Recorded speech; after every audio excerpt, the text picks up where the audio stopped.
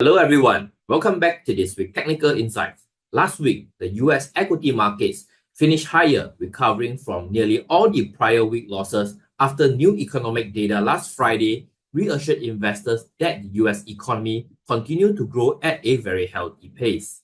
On Friday, we saw a continuation of trend where investors shifted their exposure from the tech stocks to companies in more economic sensitive sectors like the industrial sector and the financial sector.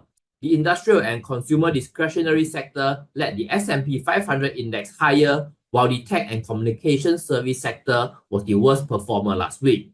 The Dow Jones Index jumped close to 1% or 426 points to close at 44,296 points. Broad index S&P 500 rose 0.35% or 20 points to finish at 5,969 points. Tech-heavy Nasdaq Composite added 0.16% or just 31 points to finish just 3 points above the 19,000 handle. So while technology stocks struggle, Bitcoin is closing in on the long-awaited milestone of $100,000. For the week, the Dow Jones Index jumped about 1.96%, while the S&P 500 Index and the Nasdaq Composite Index grew by about 1.7% each. Nvidia finished the week unchanged, erasing more than a 3% advance in the prior week. The chipmaker announced on Wednesday after market close that their net income more than doubled and revenue exceeded analyst estimates as AI boosted demand for Q3, although its Q4 forecast wasn't as optimistic as investors had been anticipating, and thereby falling short of Wall Street expectations. In Asia, Hong Kong stocks fell to a 2-month low on Friday as disappointing corporate earnings weigh on investor sentiment. The Hang Seng Index slumped about 1.89% or 371 points to end at 19,229 points. This is the worst finish since the 25th of September. The Hang Seng Tech Index also lost 2.57% on Friday or 111 points to 4,246 points. Chinese search engine Baidu third quarter revenue dropped by 3% to 33.6 billion yuan. Baidu said on Friday that the decline reflected the ongoing weakness in its online marketing business, and its shares fell by nearly 9% on Friday. Among the Hong Kong tech counters, Alibaba shares also retreated over 4% after Temu owners Pinduoduo warned of the heightened e-commerce competition and forecasted slower revenue growth. The disappointing quarterly results from the Hang Seng listed companies heightened the urgency for Chinese policymakers to do more to ramp up growth and consumption. Back in Singapore, our STI index managed to close higher on Friday. Our benchmark index is up about 0.18% or just 6.8 points to close at 3,746 points. For the week, the STI index is up about 1.3 points or just 0.04%. But this is STI's third consecutive winning week, and year-to-date, our STI index is still up more than 15%. The STI index continued to be held back by some of the real estate investment trusts or REITs. Fraser Logistics Commercial Trust lost 2.67% or 25 cents to close at 91 cents. Earlier this month, OCBC adjusted Fraser Logistics and Commercial Trust target price to $1.28 from $1.35 while maintaining its buy call. The business trust has an average rating of outperform and price target ranging from $1.26 to $1.63 according to analysts covering them. Mapletree Logistics Trust was also down 0.79% or 1 cent to $1.25.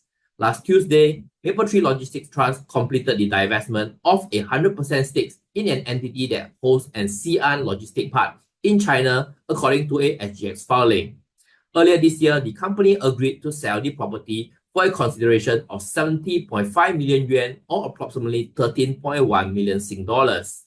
UOB Kien Hian on 28 October also adjusted Mapletree Logistics Trust target price to $1.45 from $1.44, keeping its rating at hold.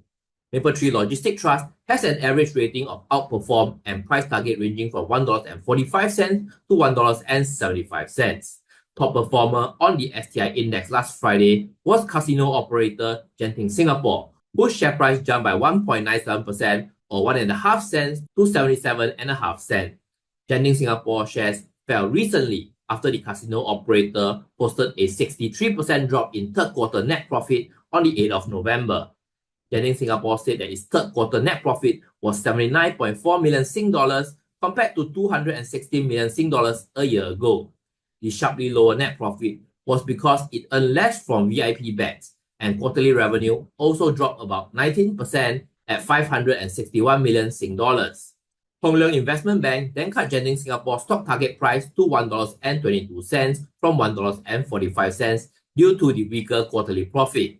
So for this week's technical analysis, let's look at casino operator and top gainer on STI last Friday, Genting Singapore. Last Friday, Genting Singapore share price rose by 1.5 cents or 1.97% to close at 77.5 cents. We covered Genting Singapore somewhere on the 4th of November video over here, before Genting announced their third quarter results the following week. The negative third quarter result was due to a 63% drop in third quarter net profit, causing Genting share price to drop to a new year-to-date low of 76 cents on the 14th of November. This broke the previous year-to-date low and double bottom formation that you see here at the support level of 78 cents, and this further entrenched Genting into its predominant downtrend formation for much of this year.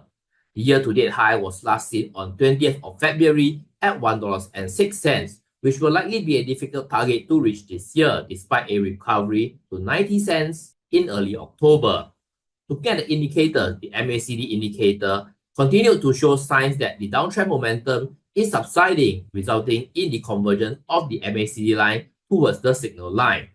The latest reading on the RSI at 37 points have also rebounded from the low of 27 points on 14th of November and is now above its 14 days moving average at 34 points level, indicating that the uptrend momentum is recovering. So with both the MACD indicator and the RSI signaling that share price may continue to rebound from last Friday jump, the target price at the 200 days moving average, which is the red line that you see here at 87 cents, still remain unchanged with the recent high at the 90 cents level in the early October as the final resistance to take profit and exit if you have a Genting position.